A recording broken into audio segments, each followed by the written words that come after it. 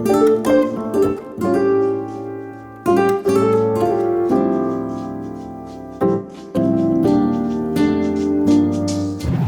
what's going on guys? Oscarmini here, and here's my review of the Redmi 8 after over 30 days of using the smartphone.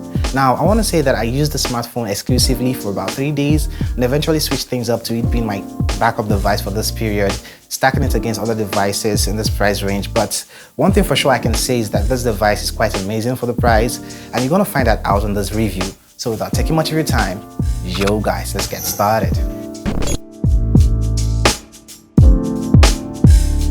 So let's dive right into the unboxing, which isn't the regular unboxing you're used to on this channel. Things that come off the box would include a silicone case, a 10-watt charger, some paperwork, the SIM ejector tool, and the smartphone itself. And those are basically the items you get from within this box.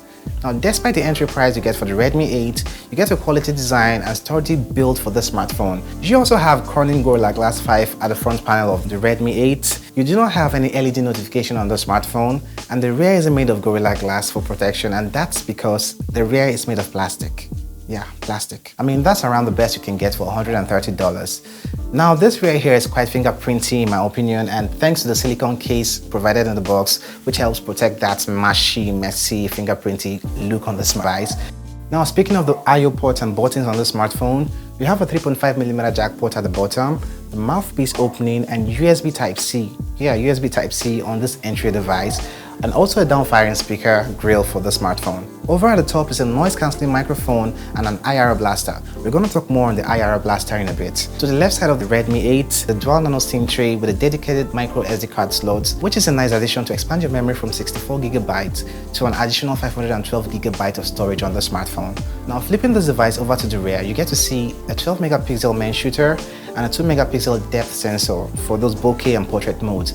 And below that is the fingerprint sensor for security. Speaking of security, you also have the face unlock feature on the smartphone, but I wouldn't go in that direction. I'd rather stick to the fingerprint sensor at the rear as that's more secure. Now to the display, we have a 6.22-inch IPS panel with a resolution of 720 by 1520. That's an HD Plus display. Now, when comparing this display to the Redmi Note 8, which I reviewed some time ago, you'd notice it has a warm feel to it. One thing you really notice here is the fact that the display isn't the brightest under sunlight. I mean, it has 400 nits of brightness here, but it's quite usable. It gets the job done. When it comes to streaming content, you can stream your YouTube videos at 720p, as that's the maximum resolution you have for yourself here. There's nothing much to talk about the display except that you have a 6.22 IPS panel here with a notch just like other smartphones in its category. There are a couple amazing features you find on the Redmi 8, which include the loudspeakers. I compared this against the Redmi Note 8 yet again, and it was as loud as the Redmi Note 8.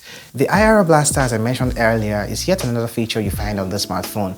I mean, with the IR blaster and the IR remote here from the Redmi 8, you'll be able to control your TV, your AC, and all electronics that rely on remote controls. I had to dump all the remote controls to use the smartphone to control things in the house, and I'm definitely keeping this one for this purpose. There is a radio feature on the smartphone with inbuilt antenna, meaning you do not have to plug in a headphone to turn on the radio. And some more features I find amazing about MIUI would include the dual space, the screen recording, and the one-handed mode. Swiping from the bottom center of the navigation bar to the left takes the one-handed mode to the left, and vice versa. You have options ranging from 3.5, 4 and 4.5 inches for the one-handed mode. MIUI is obviously feature-packed.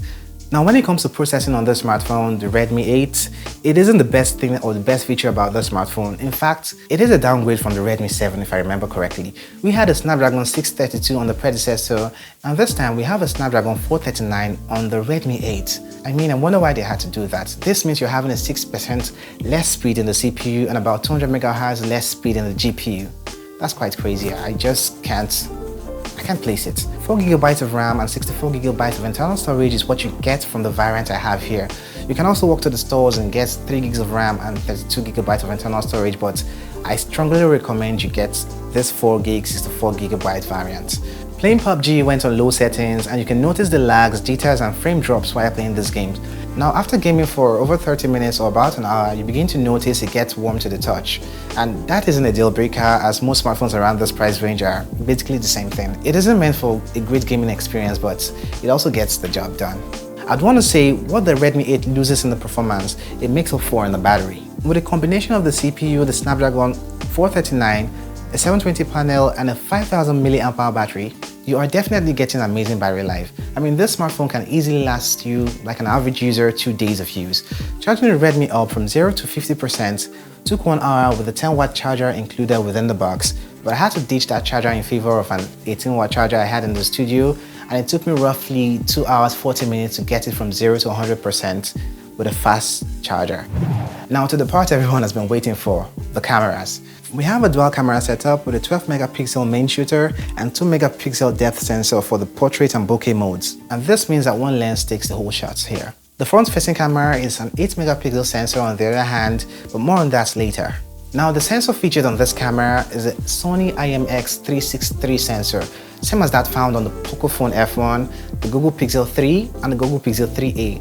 But that doesn't translate into the quality of the camera or the quality of the images you get from the smartphone. I mean, we all know the sensor is just one part of the equation. The software and other factors play a major role in the quality of image you get from smartphones these days. The repeating trend you get to see here is that outdoor lighting gives nice photos, passable dynamic range, and gets the job done.